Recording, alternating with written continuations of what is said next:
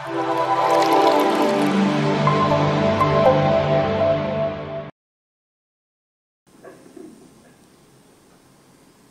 الحمد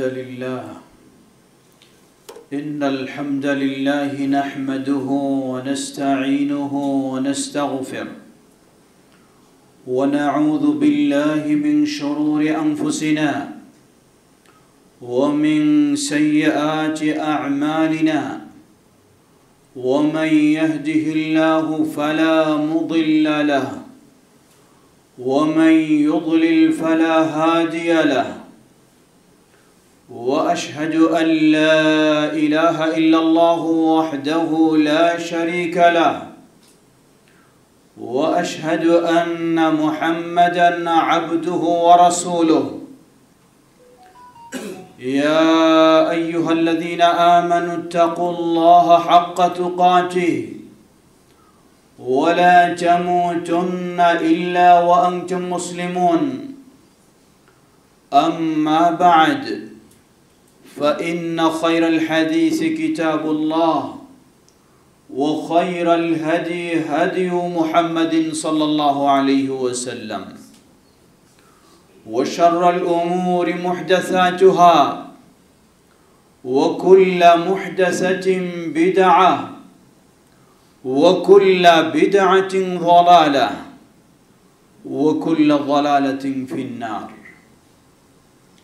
وقال الله تبارك وتعالى في سورة أخرى قل هذه سبيلي أدعو إلى الله على بصيرة أنا ومن اتبعني وسبحان الله وما أنا من المشركين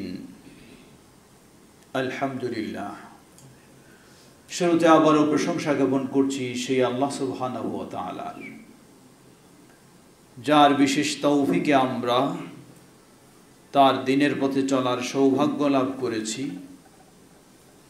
যিনি আমাদেরকে তার পথে কবুল করেছেন। তার এই প্রশংসা জ্ঞাপনার্থে বলি আলহামদুলিল্লাহ। অতঃপর অসংখ্য সালাত ও সালাম পেশ করছি প্রিয় রাসূল মুহাম্মদ সাল্লাল্লাহু আলাইহি ওয়াসাল্লাম, তার আসহাবি কিরাম, আহলে বাইত, শেষ দিবস পর্যন্ত তার প্রতিটি একনিষ্ঠ অনুসারীদের উপর। সমবেত মুসল্লিবৃন্দ, আল্লাহ সুবহানাহু ওয়া তাআলার কাছে খুতবার শুরুতেই বিশেষভাবে দোয়া করছি। আজকে আমরা দেশে বলতে পারি আমরা হয়তো কিছু অনুভব করতে পারছি না, কিন্তু যার বাড়ি নেই, ঘর নেই, স্বজন নেই, বাবা সন্তান হারা, সন্তান বাবা হারা, এই পরিস্থিতিতে পড়ে গেছে সেই বৃহত্তর খাগড়াছড়ি থেকে শুরু করে ফেনী পর্যন্ত, কি এক কঠিন বিপর্যয়ে তারা রয়েছে। আল্লাহ তাদেরকে হেফাজত করুন। বিশেষ করে এই শাস্তি থেকে বা এই আযাব থেকে, এই ভয়াবহ ক্ষতি থেকে আল্লাহ আমাদের গোটা দেশকে হেফাজত করুন। যারা বিপদগ্রস্ত, আল্লাহ তাদেরকে বিপদ থেকে মুক্তি দান করুন। সমবেত মুসল্লিবৃন্দ, ফিরে আসি আল্লাহ সুবহানাহু ওয়া তাআলার আবারও প্রশংসা জ্ঞাপন করছি, যিনি আমাদেরকে গাউস কুতুব বা পীর দরবেশের শহরে তাওহীদের মসজিদ গড়ে তোলার যিনি তৌফিক দান করেছেন। বরিশাল মানেই তো হলো বলার অপেক্ষা রাখে না, যেখানে পীর ছাড়া কারো ঈমান চলে না, গাউস কুতুব ছাড়া কারো দিন টিকে না। সেই পরিবেশে আপনি তাওহীদের উপরে প্রতিষ্ঠিত থাকবেন, তাওহীদ নাম দিয়ে আপনি মসজিদ তৈরি করবেন, এটি এতই সহজে নয়। আল্লাহ সুবহানাহু ওয়া তাআলা এই রহম করেছেন, এই তৌফিক দিয়েছেন, তাই সম্ভব হয়েছে। আলহামদুলিল্লাহ। আল্লাহ সুবহানাহু ওয়া তাআলার কাছে দোয়া করি আল্লাহ কিয়ামত পর্যন্ত এই জামিয়া তাওহীদকে মসজিদ তাওহীদকে কবুল করে বিশেষ করে নতুন পরিসরে যা পরিকল্পনা নিয়ে কার্যক্রম শুরু হয়েছে সেটি পূর্ণতায় পৌঁছার তৌফিক দান করুন এবং যারা এটার সেই ভিত্তি স্থাপন থেকে জায়গা জমি দিয়ে অর্থ দিয়ে সহযোগিতা করেছেন হয়তো আজকে অনেকেই নেই তারা আল্লাহ এর বিনিময়ে সকলকে জান্নাতুল ফেরদাউস নসিব করুন সমবেত মুসল্লিবৃন্দ অত্র মসজিদের সম্মানিত খতিব আমাদের প্রিয় ভাই শেখ আনায়েত তিনি উপস্থিত রয়েছেন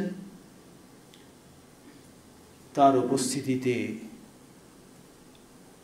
খুতবা দেওয়ার সুযোগ আল্লাহ সুবহানাহু ওয়া তাআলা করে দিয়েছেন তার আমন্ত্রণে আপনাদের আমন্ত্রণে সকলকে জানাই কৃতজ্ঞতা আল্লাহ সকলকে এভাবে আন্তরিকতার সাথে তাওহীদের পথে অগ্রসর হওয়ার তৌফিক দান করুন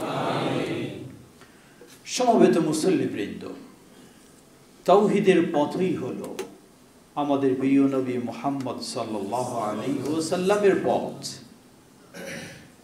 মুহাম্মদ সাল্লাল্লাহু আলাইহি ওয়াসাল্লামের পথ ভিন্ন নয়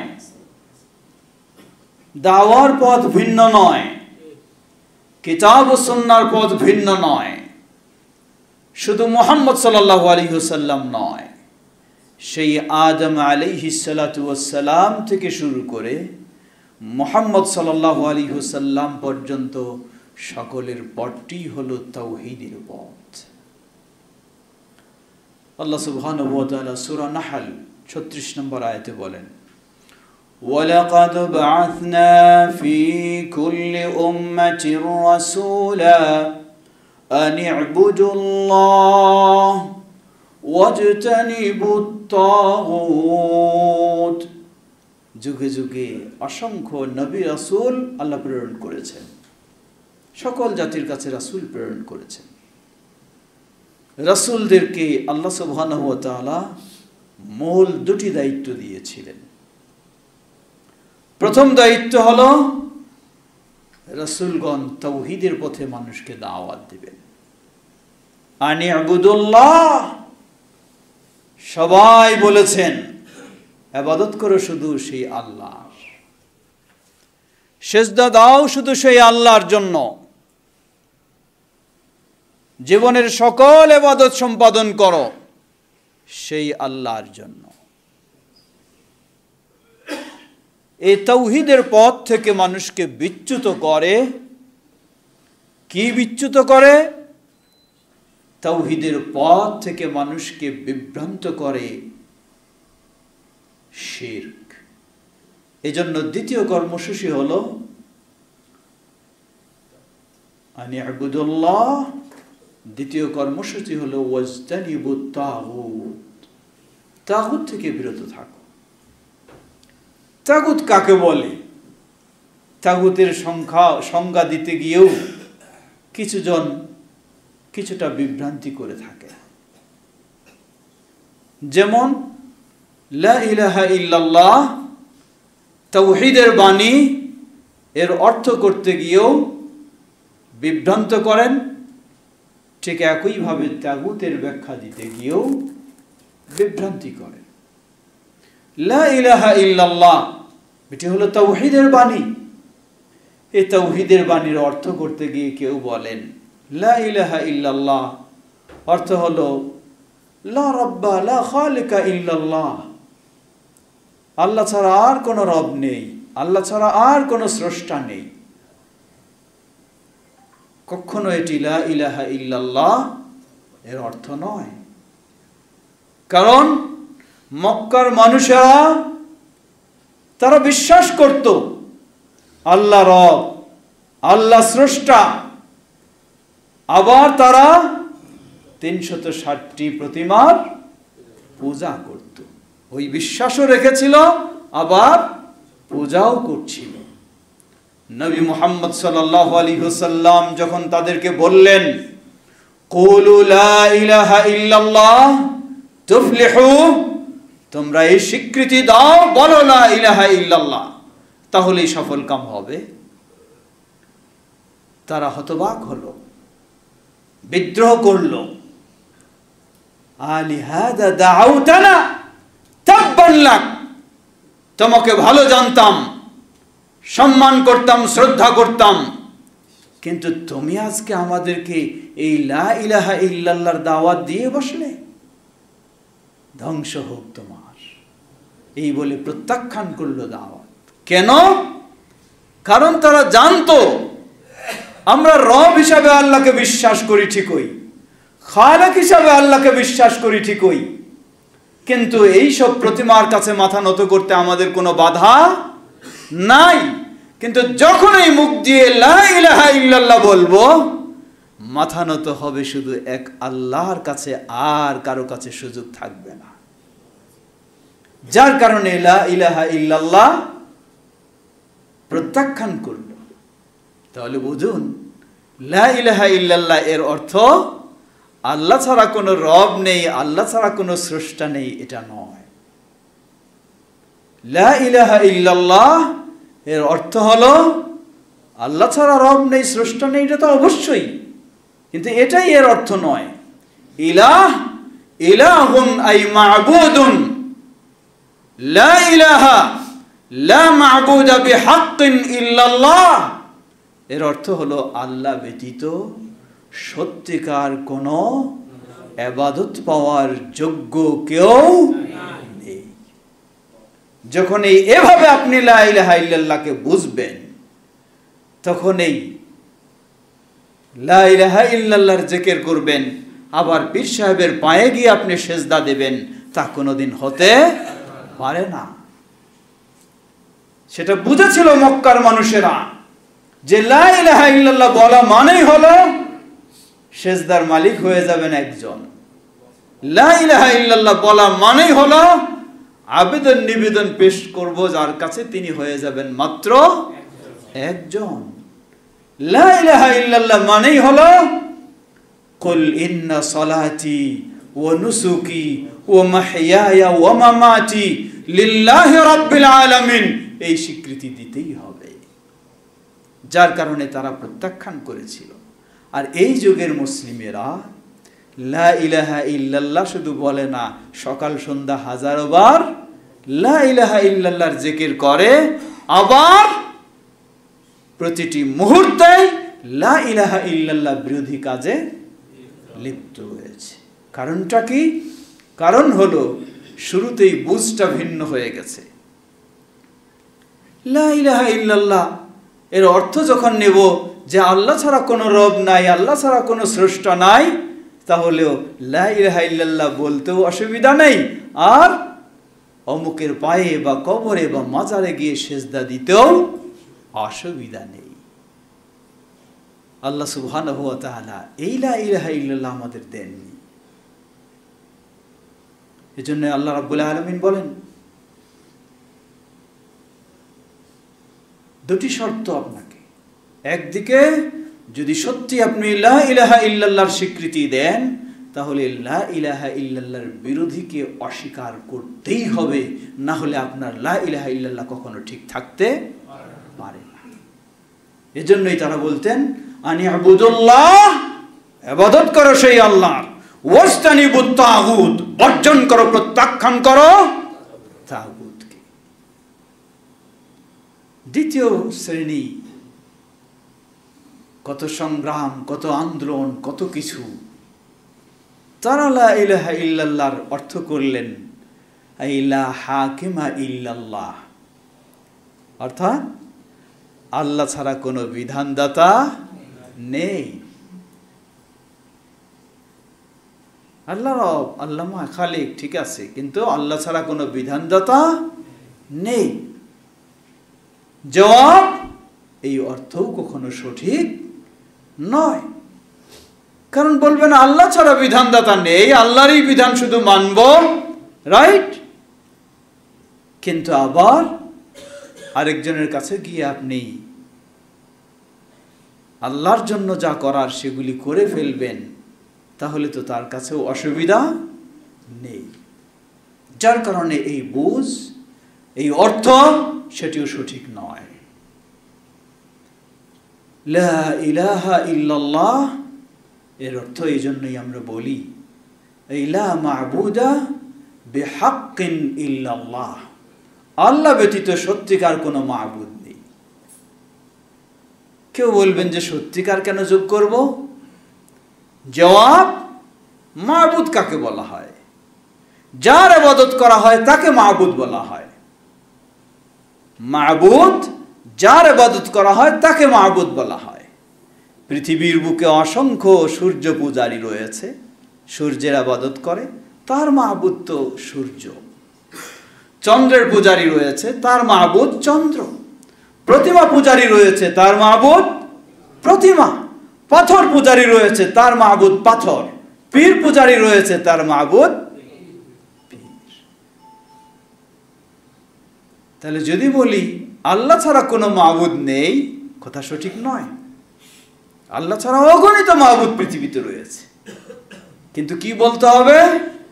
এই সব মা'বুদ হলো মিথ্যা, সত্য মা'বুদ এক আল্লাহ সুবহানাহু ওয়া তাআলা। এটাও আল্লাহ রাব্বুল আলামিন কোরআনুল কারীমে স্পষ্ট করে দিয়েছেন।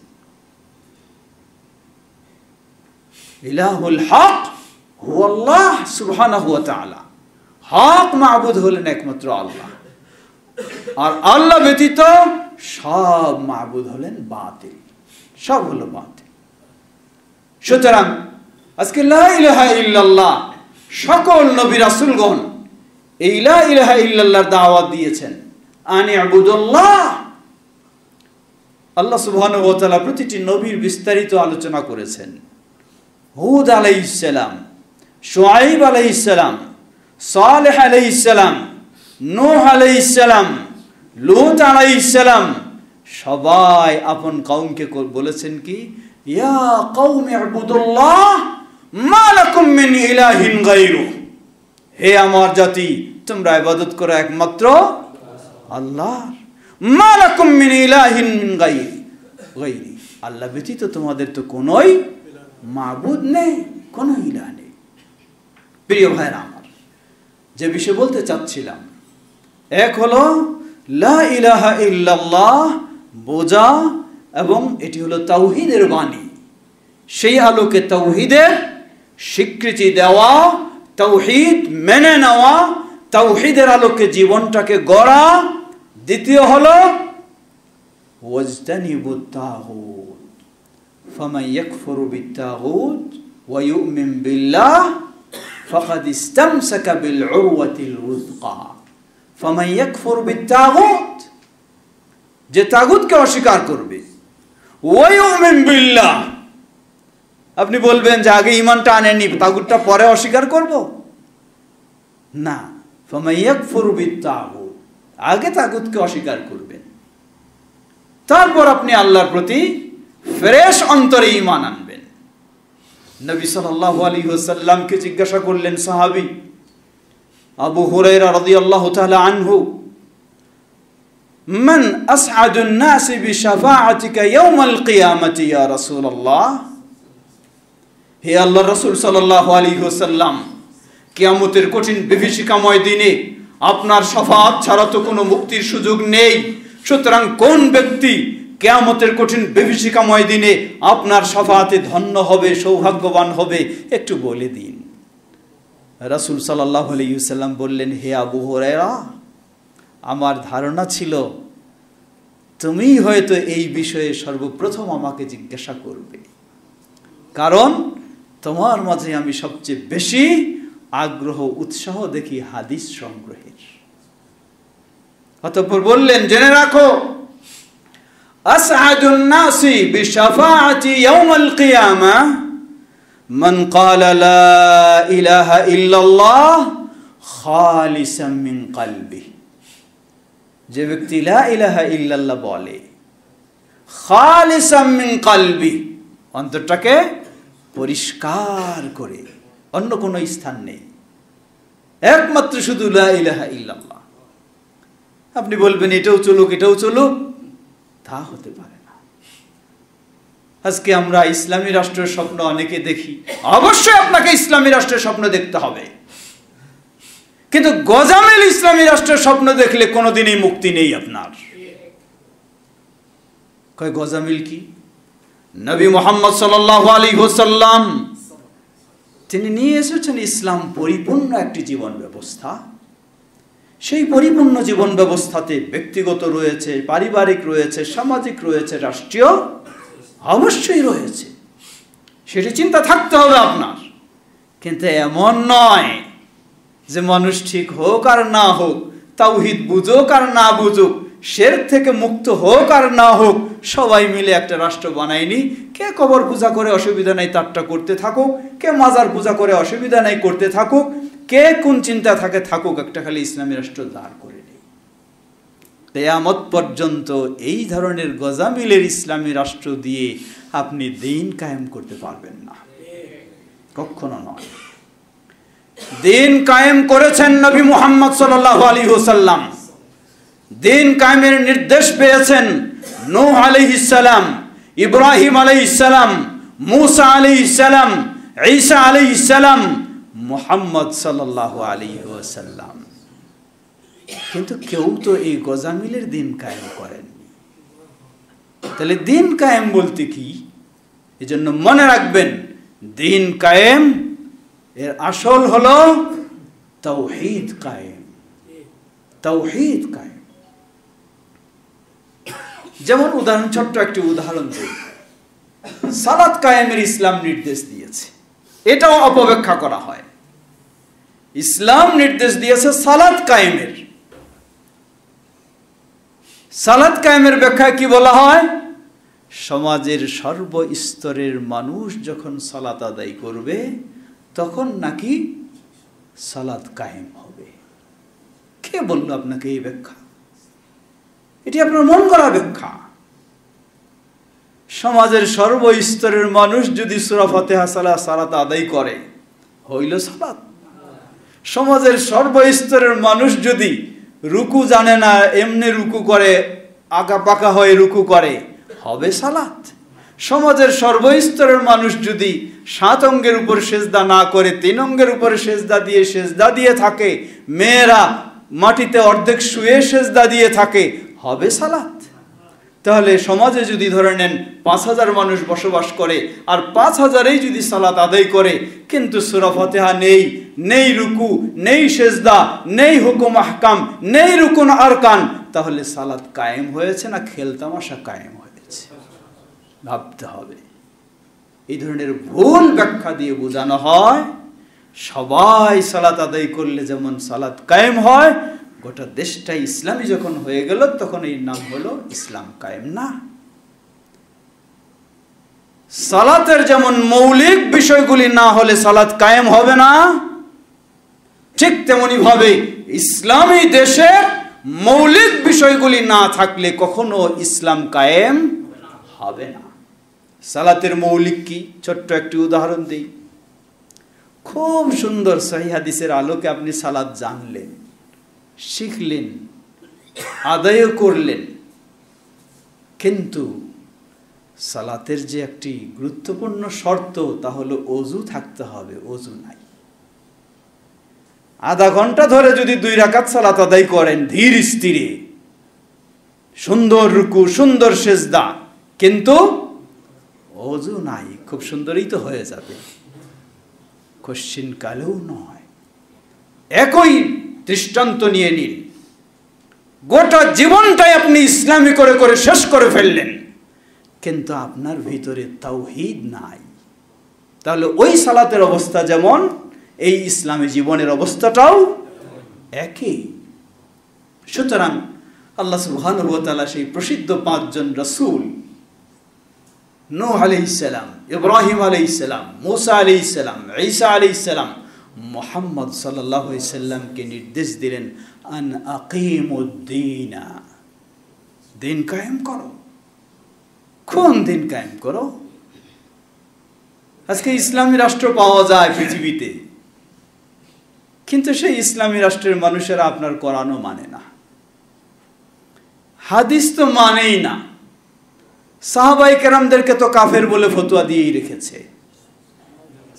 মুহাম্মদ সাল্লাল্লাহু আলাইহি সাল্লামের বিষয়ে তো উগ্রপন্থী তারা বলে থাকে যে জিবরাইল আলাইহিস সালাম ভুল করে তাকে নবুয়ত দিয়ে ফেলেছে।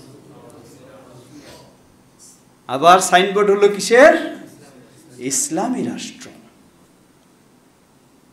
এটি শুধু বোঝার জন্য বলছি, মনে রাখবেন অবশ্যই ইসলামী রাষ্ট্রের প্রয়োজন, কিন্তু গজামিল দিয়ে ইসলামী রাষ্ট্র দিয়ে কখনো ইসলাম হবে না। আল্লাহ আমাদের বিষয়টি সঠিক বোঝার তৌফিক দান করুন। এজন্য যে বিষয়টির প্রয়োজন, আপনার জীবনে সর্বোচ্চ সর্বক্ষেত্রে যার গুরুত্ব দেবেন সেটি হলো কুলু লা ইলাহা ইল্লাল্লাহ তুফলিহু। আর এই লা ইলাহা ইল্লাল্লাহ ঠিক রাখার অপর সাইড হলো ওয়াজতানিবুত তাগুত, তাগুত থেকে বিরত থাকা। বলছিলাম যে তাগুতেরও ভুল ব্যাখ্যা হয়।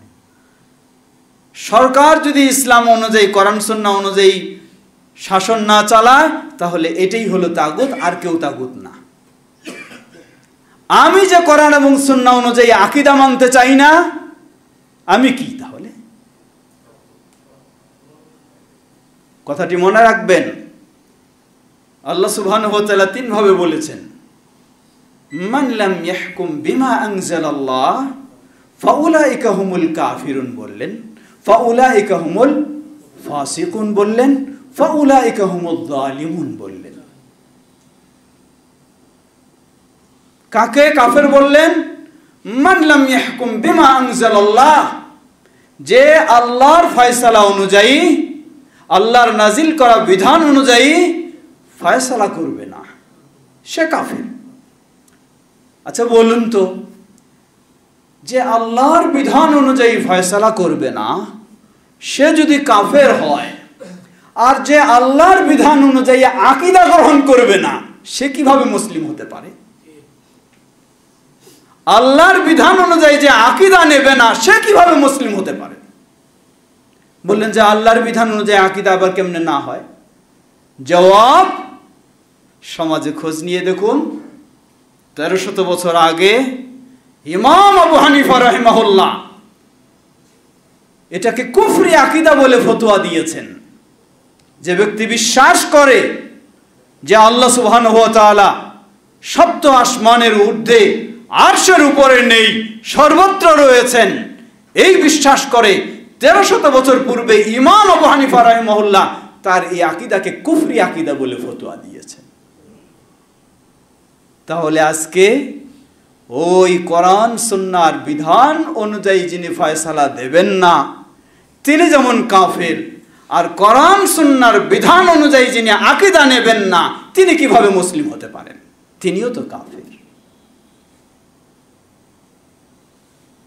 ওই ব্যক্তি কোরআন সুন্নাহ বাদ দিয়ে অন্য অনুসরণ করলে যেমন কাফের হয়, আকীদার ক্ষেত্রে আমি কোরআন সুন্নাহ বাদ দিয়ে অন্য অনুসরণ করলে আমিও তো কাফের। কোথায় আমি মুসলিম? সুতরাং মনে রাখবেন, আমাদের একটি প্রবণতা রয়েছে, সেটি হলো শুধু অন্যের ভুল খুঁজতে চাই, নিজের ভুল দেখতে চাই না। আমাকে আগে নিজের ভুল দেখতে হবে। ইসলাম আগেই দাওয়াত দিতে বলেনি, ইসলাম বলেছে আগে আমি মানব, তারপরে আমার দায়িত্ব হলো অন্যের কাছে পৌঁছে দেওয়া। আমার মানার চিন্তা নাই, আর শুধু অন্যের বিষয়টা নিয়ে বেশি চিন্তা করি। সুতরাং তাগুত কুল্লু মা উবিদা মিন দুনিল্লাহ ফাহুয়া মিনাত তাগুত। আল্লাহকে বাদ দিয়ে যারই আনুগত্য করা হয়, আল্লাহকে বাদ দিয়ে যারই ইবাদত করা হয়, আল্লাহকে বাদ দিয়ে যারই মাথা নত করা হয়, সব হলো তাগুতের অন্তর্ভুক্ত। এজন্য ইমাম ইবনুল কাইয়িম রাহিমাহুল্লাহ বলেন, আত-তাওয়াগীতু কাসীরাতুন ওয়া রুআসাউহা খামসাতুন। তাগুত অনেক, কিন্তু মাথা হলো 5টা, মূল জিনিস 5টা। কি 5টা? প্রথম তাগুত হলো ইবলিস। ইবলিস হলো 1 নম্বর তাগুত। জীবনের সর্বক্ষেত্রে আপনাকে ইসলাম থেকে, তাওহীদ থেকে, ঈমান থেকে সরানোর বড় সংগ্রামী হলো ইবলিস। ইবলিস হলো 1 নম্বর তাগুত। দ্বিতীয় মান দাআন নাসা লিইবাদাতিহি, যে মানুষকে আহ্বান জানায় তার ইবাদত করার জন্য, সে তাগুত। কে মানুষকে আহ্বান জানায় তার ইবাদত করার জন্য? বলে ফেলবেন, মানুষকে আবার কোনোদিন তার ইবাদত করার জন্য আহ্বান জানায় নাকি? জবাব, সেই সমাজেই তো আপনারা মানুষ হয়েছেন, বলার অপেক্ষা রাখে না। ইবাদত কি ওইটাই বুঝতে হবে। ইবাদত না বোঝার কারণেও অনেক সময় এটা বুঝতে পারি না। যারা আজকে দুনিয়া শুধু নয়, আপনারা আখিরাতে জান্নাতে নেওয়ার জন্য ডিক্লারেশন দিচ্ছেন, তারাই যখন আপনার সেজদা পাওয়ার জন্য বসে আছেন, সে কি আপনাকে তার ইবাদতের জন্য দাওয়াত দিচ্ছে না? এই সব হলো তাগুত, সব হলো তাগুত। ওয়ামান উবিদা মিন দুনিল্লাহ ওয়া হুয়া রাদিন, যে তার ইবাদতের জন্য দাওয়াত দেয় না, কিন্তু তার ইবাদত করা হয় আর সে এটাতে সন্তুষ্ট থাকে। সন্তুষ্ট থাকে মানে কি? সন্তুষ্ট থাকার একটা সুন্দর ছোট্ট উদাহরণ শুনে নিন। আমাদের সমাজে সামাজিকভাবে আমাদের বহু অনুষ্ঠান হয়, বিয়ে শাদীর অনুষ্ঠান হয়, অলিমারও অনুষ্ঠান হয়। অলিমার অনুষ্ঠানে কেউ দাওয়াত দিলে যাওয়াটা হলো ওয়াজিব শরীয়তের দৃষ্টিকোণ থেকে। শর্ত, যদি সেখানে ইসলাম বিরোধী কোনো কার্যকলাপ না থাকে। কোন অনুষ্ঠানটা আছে এখন ইসলাম বিরোধী কার্যকলাপ নাই? বলা যেতে পারে 95%-এর বেশি ইসলাম বিরোধী কার্যকলাপের বিয়ের অনুষ্ঠান, 95%-এর বেশি। কমপক্ষে তো এতটুকু পাবেন, নারী পুরুষের অবাধ। এটা কি ইসলাম সমর্থন করে নাকি? এটা তো হারাম। কত রকমের সেগুলি। তাহলে সেখানে গিয়ে আপনি কি করবেন? আপনি বলবেন যে আসলেই এই তো যেখানে যাওয়া জায়েজ নাই, আমি আসলে এটা কি করি না, অপছন্দ করি। আপনি কি অপছন্দ করেন, না ওখানে খেতে আরো বেশি মজা পান? যদি খেতে মজা না পান, অপছন্দ করতেন, তাহলে তো আপনি কোনোদিন যেতেন না। আপনি লক্ষ্য করেছেন সহিহুল বুখারীর হাদিস, নবী সাল্লাল্লাহু আলাইহি ওয়াসাল্লামকে তার মেয়ে ফাতেমা রাদিয়াল্লাহু আনহা দাওয়াত দিলেন বাসায়। মেয়ে দাওয়াত দিয়েছে, এটা তো আগেই দাওয়াত ছাড়াই চলে যাবে বাবা, এটাই স্বাভাবিক। কিন্তু মেয়ে যখন দাওয়াত দিয়েছে, নবী সাল্লাল্লাহু আলাইহি ওয়াসাল্লাম গেলেন, গিয়ে দরজার বাইরে থেকে দেখলেন ভিতরে একটা পর্দা ঝুলানো, পর্দায় কিছু নকশা ছবি রয়েছে। নবী সাল্লাল্লাহু আলাইহি ওয়াসাল্লাম সেই ঘরে তো ঢুকলেনই না, কিছু বললেনও না, সেখান থেকেই মুখ ফিরিয়ে, গেটের বাইরে থেকেই মুখ ফিরিয়ে তিনি চলে আসলেন। আমি হলে কি বলতাম, আরে একটু ভুল করে ফেলেছে, মেয়ে মানুষ তো, হ্যাঁ। অথচ নবী সাল্লাল্লাহু আলাইহি ওয়াসাল্লাম কিছু বললেন না, ঢুকলেনও না, গেটের বাইরে থেকে মুখ ঘুরিয়ে চলে আসলেন। এটা কি? এটা হলো যেই দাওয়াতে যাওয়া জায়েজ নেই তার একটা উদাহরণ। আর আপনি গিয়ে সেখানে মজা করে খাবেন, আবার বলবেন যে আসলে এটা আমি মন থেকে কি করি নাই, পছন্দ করি নাই। তাহলে কেমনে হলো? তাহলে কিভাবে হতে পারে? প্রিয় ভাইরা আমার, সুতরাং তাগুত আমরা বলছিলাম মান উবিদা মিন দুনিল্লাহ ওয়া হুয়া রাদিন, যার ইবাদত করার জন্য মানুষ ইবাদত করে, সে দাওয়াত দেয় নাই, ইবাদত করার জন্য আহ্বান জানায় নাই, কিন্তু সে এটাতে সন্তুষ্ট আছে। সন্তুষ্ট মানে কি? পীর সাহেব বলে, শোনায়, মাইক দিয়ে ওয়াজ করে। কি ওয়াজ করে? এখানে আসে এই করবেন না, সেই করবেন না। আবার কিছু দালাল রেডি করে রাখছে, তোমরা যাইবা পীর সাহেবের কাছে, এই দিবা, এই করবা। তাহলে কি এটা? সে কি এই কাজগুলিতে সন্তুষ্ট নয়? মাইক দিয়ে ঘোষণা দেয়, এটা একটা আইওয়াশ, মানুষকে বোঝায় যে আসলে এই পীর সাহেব কি এগুলি পছন্দ করে না, কিন্তু দালাল রেডি করে রাখছে, তারা মানুষকে ফজিলত বুঝাইয়া বুঝাইয়া পীর সাহেবের কাছে নিয়ে যায়, আবার সবকিছু করায় নেয়। এটা হলো, সে প্রকাশ্যে বলে না যে এটা করো, কিন্তু সে সন্তুষ্ট রয়েছে এবং সেটার ব্যবস্থা নিয়েছে। বলছেন ওহু মিনাত তাগুত, সেটাও তাগুত। ওয়ামান ইদ্দাআ ইলমাল গায়বি, তাগুত হলো আরেকটি। ওয়ামান ইদ্দাআ ইলমাল গায়ব, যে এই দাবি করে সে গায়েবের বিষয়গুলি জানে, সেও তাগুত। গায়েবের বিষয় কে জানে? গায়েবের বিষয় সে জানে বলে দাবি কারা করে? আজকে দেখুন, এক শ্রেণীর মানুষ নবী সাল্লাল্লাহু আলাইহি ওয়াসাল্লামকে মর্যাদা দিতে গিয়ে সীমা লঙ্ঘন করে। তারা বিশ্বাস করে যে নবী সাল্লাল্লাহু আলাইহি ওয়াসাল্লামও আল্লাহর মতো গায়েব জানেন। নাউযুবিল্লাহ। এটি কি আসলে নবী সাল্লাল্লাহু আলাইহি ওয়াসাল্লামকে তারা মর্যাদা দিয়েছে, না নবী সাল্লাল্লাহু আলাইহি ওয়াসাল্লামকে অসম্মানিত করেছে? অসম্মানিত করেছে। তো নবী সাল্লাল্লাহু আলাইহি ওয়াসাল্লাম পরের বিষয়, নিজের পীর সাহেবের বিষয়ে কি চিন্তা ভাবনা? নিজের পীর সাহেবের বিষয়ে তো এমনটুকু চিন্তা ভাবনা আমাদের মরিদ সাহেবদের, কি আল্লাহর সমান ভিতরের খবর তো জানে পরের কথা, আল্লাহর চেয়ে বেশি ক্ষমতাও রাখে। নাউযুবিল্লাহ। কেমনে বেশি ক্ষমতা রাখে?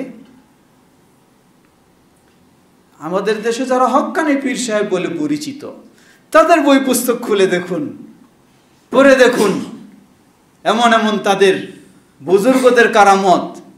কোন ব্যক্তিকে আল্লাহ মৃত্যু দিলে আল্লাহর কাছ থেকে রূহ কেড়ে নিয়ে তাকে জীবন দিয়ে দেয় পীর সাহেব।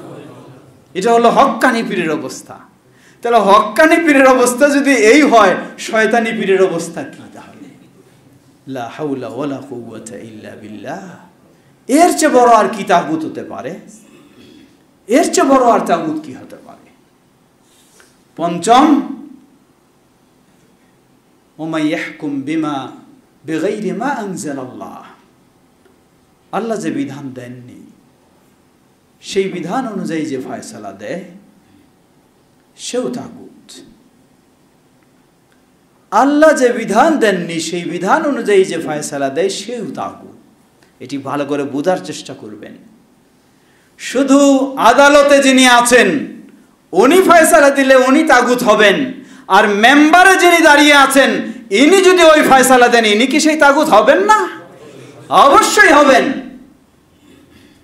মেম্বারে যিনি আছেন, এখান থেকে যিনি ফয়সালা দেন, দিন প্রিয় মানুষেরা ওই ফয়সালার চেয়ে এই ফয়সালাই তো বেশি গুরুত্ব দেয়। এই মেম্বারে দাঁড়িয়ে কি কোরআন হাদিস বিরোধী ফয়সালা দেওয়া হয় না? তাহলে এটা কি তাগুত নয়? আপনি শুধু ওইটাকে তাগুত বলবেন, এটাকে কেন তাগুত বলবেন না? একই তো বিষয়। প্রচলিত গণতন্ত্রকে আপনি কুফরি বলবেন, এটা ইসলামী নয় তাই কুফরি বলবেন, কিন্তু নকশবন্দিয়াকে কিভাবে আপনি ইসলামী বলবেন? সাবেরিয়াকে কিভাবে আপনি ইসলামী বলবেন? কোন দিক থেকে? এটাতে ইসলামী একটা মোড়ক লাগানো হয়েছে, আর সেটা মোড়ক ছাড়া, কিন্তু দুটো তো একই জিনিস। প্রিয় ভাইয়েরা আমার, এই সব হলো তাগুত। সুতরাং সকল নবী রাসূলদের মূল দায়িত্ব ছিল আনিয়াবুদুল্লাহ, ইবাদত করা একমাত্র আল্লাহর। আর ইবাদত বলতে আমরা বুঝি সালাত শুধু ইবাদত না। আপনার সালাত ইবাদত, আপনার কুরবানি ইবাদত, আপনার নজর মানত আপনার ইবাদত, আপনার ইসলামের যত কাজ। এজন্য ইবাদতের পরিভাষায় বলা হয় হিয়া ইসমুন জামি' লিকুল্লি মা ইউহিব্বুহুল্লাহ মিনাল আকওয়াল الظاهرة والباطنة، من الأقوال والأعمال الظاهرة والباطنة। প্রকাশ্য অপ্রকাশ্য কথা ও কাজ যা আল্লাহ সুবহানাহু ওয়া তাআলা পছন্দ করেন, এটাই হলো ইবাদত। এটা ব্যাপক সংজ্ঞা। শুধু সালাত সীমাবদ্ধ নয়, আপনার গোটা জীবনের আল্লাহর পছন্দনীয় যে জিনিসটা, আল্লাহর পছন্দনীয় আবার কোনটাতে হতে পারে? আল্লাহর পছন্দনীয় সেটাই হবে যা আল্লাহ এবং আল্লাহর রাসূল যা বলেছেন সেই অনুযায়ী যদি হয় তাহলে পছন্দনীয় হবে। যদি না হয় তাহলে দুনিয়ার সব মুফতিরা ঐক্যবদ্ধ হয়েও যদি ফতোয়া দিয়ে দেয় আর আল্লাহ যদি সেক্ষেত্রে কিছু না বলেন, মুহাম্মদ সাল্লাল্লাহু আলাইহি সাল্লাম যদি কিছু না বলেন, তাহলে সেটি কখনো ইসলামের বিষয় হবে না, ইবাদত হবে না। প্রিয় ভাইয়েরা আমার, সুতরাং আসুন আমাদের সকলেরই দায়িত্ব কর্তব্য আমাদের গোটা জীবনটাকে আমরা প্রতিষ্ঠিত করব তাওহীদের উপরে, মুক্ত করব সকল প্রকার শিরক, তাগুত ও কুফর সব কিছু থেকে। আল্লাহ আমাদের সকলকে সে তৌফিক দান করুন। আজকে আহলুল হাদিসদের বৈশিষ্ট্য হলো এটাই। আহলুল হাদিসদের ভিন্ন বৈশিষ্ট্য নয়, আহলুল হাদিসদের দাওয়াত ভিন্ন রকমের নয়, আহলুল হাদিসদের দাওয়াত নতুন কিছু নয়। আহলুল হাদিসদের দাওয়াত সেই নবী রাসূলদের যেই দাওয়াত, সেই দাওয়াতই হলো আহলুল হাদিসদের। আল্লাহ আমাদের সকলকে সে পথেই চলার এবং সে পথের উপরে অটল থাকার তৌফিক দান করুন। ওয়া আখিরু দাওয়ানা আলহামদুলিল্লাহি রাব্বিল আলামিন।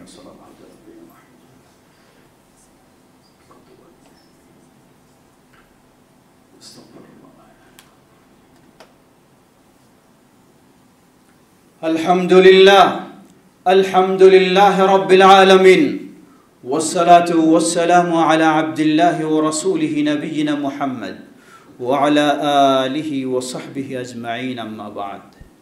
সমবেত মুসল্লিবৃন্দ, আসুন সকলে আমরা চেষ্টা করব কয়েকটি মৌলিক বিষয় খেয়াল রাখবেন।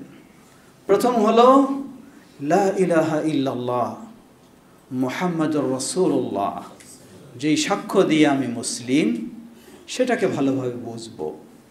এটাকে ভালোভাবে বোঝা মানে আমাকে চারটা বিষয় সবসময় মনে রাখতে হবে। লা ইলাহা ইল্লাল্লাহ মানে হলো আমাকে তাওহীদের উপরে প্রতিষ্ঠিত হতে হবে, আমাকে সকল প্রকার শিরক থেকে মুক্ত হতে হবে। মুহাম্মাদুর রাসূলুল্লাহ এর অর্থই হলো আমাকে সুন্নাহর উপরে প্রতিষ্ঠিত হতে হবে, সকল প্রকার বিদআত থেকে আমাকে মুক্ত হতে হবে। কেউ হয়তো বলবেন, আপনারা খালি সুন্নাহ আর বিদআত নিয়ে সব সময় এই ধর্ম নিরপেক্ষতাবাদ বলুন আর ইত্যাদি বলুন, এইগুলি নিয়ে আপনাদের কোনো কথা নাই। জবাব, ধর্ম নিরপেক্ষতাবাদ তো সুন্নত নাকি? কি এটা? অবশ্যই হয় শিরকের মধ্যে ফেলবেন, না বিদআতের মধ্যে ফেলবেন, এর বাইরে তো আর কিছু নয়। পৃথিবীর এমন কোনো জিনিস নাই, এই জিনিস এই চারটার মধ্যে এসে গেছে। হয় কোনোটা তাওহীদের বিষয়, তা মানতে হবে, অথবা শিরকের বিষয়, তা ছেড়তে হবে, অথবা সুন্নাহর বিষয়, তা আপনাকে মানতে হবে, অথবা বেদার বিষয়, তা আপনাকে ছাড়তে হবে। এই চারটার বাইরে পৃথিবীতে এমন কোনো জিনিস পাবেন না, কোনো কথা, কোনো কাজ এই চারটার বাইরে পাবেন না, এই চারটার বাইরে পাবেন না। এটার নামে ইসলাম।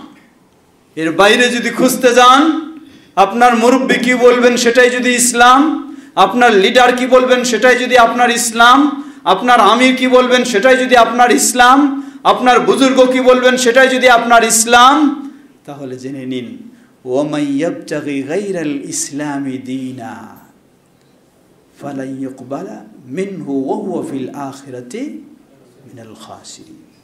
ওয়ামান ইয়াবতাগি গায়রাল ইসলামি দীনা, ইসলামের বাইরে যে ইসলামের নাম দিয়ে হোক, ইসলামের নাম ছাড়া হোক কিছু তালাশ করে, ফালান ইউকবালা মিন, গোটা দুনিয়ার মানুষ আপনার অনুসারী হয়ে যেতে পারে, আল্লাহ তবু কবুল করবেন না, তবু কবুল করবেন না।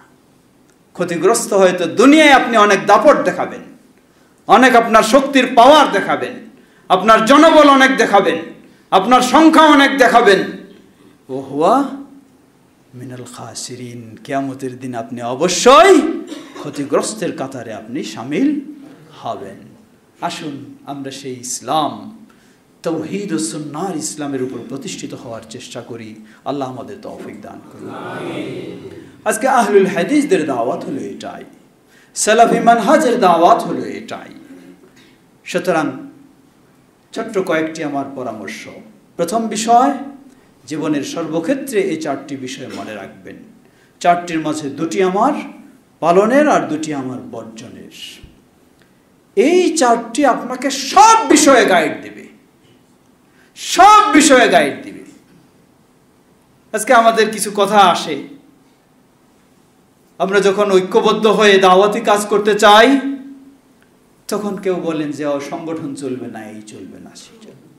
একটু বুঝতে হবে জিনিসটা কি জিনিস, সংগঠন কেন চলবে না আর কেন চলবে মনে রাখবেন।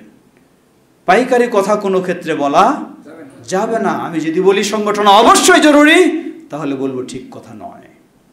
কিন্তু যখন বলবো কিতাব এবং সুন্নাহ যদি বলে, তাহলে আমাকে মানতে হবে। কিতাব সুন্নাহ যদি না বলে, তাহলে আমাকে বিরত থাকতে হবে, তাহলে অবশ্যই সঠিক। সংগঠন যদি এমন হয় যেই সংগঠন আমাকে ইসলাম বিরোধী কাজ করতে বাধ্য করে সংগঠনের শৃঙ্খলার জন্য, তাহলে এমন সংগঠন করা কখনো শরীয়তে বৈধ নেই, কখনো জায়েজ হবে না। কারণ সংগঠনের উদ্দেশ্য কি? একটা সংগঠনের উদ্দেশ্য হলো যেই কাজটা এককভাবে করা যায় না, সেই কাজটা সমষ্টিগতভাবে করার ব্যবস্থা। সুতরাং সংগঠনের উদ্দেশ্যই হলো কিতাব এবং সুন্নাহকে আঁকড়ে ধরা, কিতাব এবং সুন্নাহ মেনে চলা, কিতাব ও সুন্নাহর দাওয়াতকে ছড়িয়ে দেওয়া। এটাই যখন সংগঠনের মূল উদ্দেশ্য যদি হয়, তাহলে সংগঠন যদি এমন হয় এই সংগঠনে থাকার কারণে আমি কিতাব সুন্নাহ ফলো করতে পারছি না, অথবা কিতাব সুন্নাহ বিরোধী কাজে আমাকে জড়িয়ে যেতে বাধ্য হচ্ছি, তাহলে এমন সংগঠন অবশ্যই জায়েজ নেই। কিন্তু যখন সীমারেখা ঠিক থাকবে, ছোট্ট একটু উদাহরণ দিই। সংগঠন কাকে বলে? সংগঠন প্রতিটি জিনিস যৌথভাবে সম্মিলিতভাবে যদি করেন, এটাকেই সংগঠন বলা হয়। উদাহরণস্বরূপ ধরে নেন, এটা একটা মসজিদ। এই মসজিদের একটা পরিচালনা কমিটি আছে, এখানেও একজন সভাপতি আছেন, এখানেও একজন সেক্রেটারি আছেন, কোষাধ্যক্ষ আছেন, একাধিক মেম্বার আছেন। এটা একটি সংগঠন। আপনি একটা গবেষণা প্রতিষ্ঠান করলেন, আপনি একটা মাদ্রাসা করলেন, বা কোনো একটা একাডেমিক প্রতিষ্ঠান করলেন, সেখানে একটা পরিচালনা কমিটি রয়েছে, পরিষদ রয়েছে, এটা ওখানকার সংগঠন। তাই আমি অনেক সময় বলি সংগঠন সবাই করে সুবিধা হলে। কেউ মসজিদের নামে সংগঠন করি, কেউ মাদ্রাসার নামে সংগঠন করি, কেউ অন্য কোনো নামে সংগঠন করি, সবাই সংগঠন করে। সুতরাং জিনিসগুলি আমরা ভালো করে বুঝবো। ইসলাম ঐক্যবদ্ধ হয়ে কাজ করার নির্দেশ দিয়েছে। সুন্নাহর একটি দিক হলো ঐক্যবদ্ধ হয়ে থাকা, জামাতবদ্ধ হয়ে থাকা। বেদাতের আরেকটি দিক হলো বিচ্ছিন্ন হয়ে বিভক্ত হয়ে থাকা। আজকে ধরুন এ তাওহীদ মসজিদ, এই মসজিদ যেভাবে সুন্দরভাবে আপনাদের সকলের সার্বিক সহযোগিতায় দিনে দিন সামনের দিকে অগ্রসর হচ্ছে, এখানে যদি মানুষেরা কয়েক গ্রুপে বিভক্ত হয়ে যায়, তাহলে এটি কি আমাদের সেই স্বপ্ন পূরণ হবে? কখনো হবে না। নিজেরাই নিজেদের বিরুদ্ধেই শুরু করব। তাহলে এখানে সুন্নাহর নিয়ম কি? সুন্নাহর নিয়ম হলো পরস্পরে একজন আরেকজন মানুষের ভুল হতে পারে, সে ভুলগুলিকে আমরা আপোষে সংশোধন করে নেওয়ার ব্যবস্থা করব, কিন্তু কখনো এই মসজিদে কোনো দলাদলি গ্রুপিং হতে দেব না। এটাই হলো সুন্নাহর কথা, এটাই হলো ইসলামের কথা। কেন? সেটা হলো মসজিদের বৃহত্তর স্বার্থে, আমার ব্যক্তির স্বার্থে নয়। সেটি হলো আমাদের আকীদার স্বার্থে, তাওহীদের স্বার্থে, সুন্নাহর স্বার্থে, ইসলামের স্বার্থে, মসজিদের স্বার্থে আমাদেরকে ঐক্যবদ্ধ হয়ে থাকতে হবে। এই মসজিদ পরিচালনা কমিটিটাই ধরে নেন, এটার এই উদাহরণ সেই রকম। এটা বৈধ হবে, এটা অবৈধ হবে। অসংখ্য বাংলাদেশে মসজিদ রয়েছে। মসজিদে গিয়ে আপনি দেখলেন মসজিদে কি রয়েছে? একটা কবর। গিয়ে দেখলেন মসজিদে একটা কবর। আপনি এখানে শরীয়তের মাসআলা বুঝতেছেন, বাধাও দিতে চাচ্ছেন, কিন্তু আপনার বাধা ওখানে কার্যকর তো হবেই না, উপরন্ত কিছু খেয়ে আসতে হবে, কিছু উত্তম মাধ্যম খেয়ে আসতে হবে। কারণটা কি? কারণ হলো ওখানে একটি ওই মসজিদ পরিচালনা কমিটির ব্যবস্থাপনায় এটা যখন হচ্ছে, এমন কমিটি এমন সংগঠনে কখনো আপনার সম্পৃক্ত হওয়া জায়েজ হবে না, কারণ সেটি শরীয়ত সম্মত নয়। আবার দেখুন মসজিদ তাওহীদের কমিটি, এখানে এই কমিটির ব্যবস্থাপনায় কোনো বেদাতি কাজ চলবে না, কবর তো দূরের কথা, ইসলাম বিরোধী কাজ চলবে না। তাহলে আপনার দায়িত্ব হলো এই কমিটির সাথে আপনাকে একাত্মতা ঘোষণা করতে হবে, এটাই ইসলাম বলে। এই ঐক্যবদ্ধ হয়ে আপনাকে এখানে কাজ করতে হবে। এই সংগঠন মসজিদের যেটা মসজিদ ভিত্তিক, এটার সাথে আপনাকে জড়িত হয়ে কাজ করতে হবে। এর অর্থ আবার এই নয় আপনি এর প্রধান হওয়ার জন্য লবিং গ্রুপিং শুরু করে দেবেন, তাহলে কখনো জায়েজ নয়। কিন্তু এই যে সম্মিলিত প্রচেষ্টায় এটাকে তাওহীদ ও সুন্নাহর উপর পরিচালনার যে একটা ব্যবস্থা, এই ব্যবস্থাটাকে আপনাকে অবশ্যই সহযোগিতা দিতে হবে, এটা ইসলামের কথা।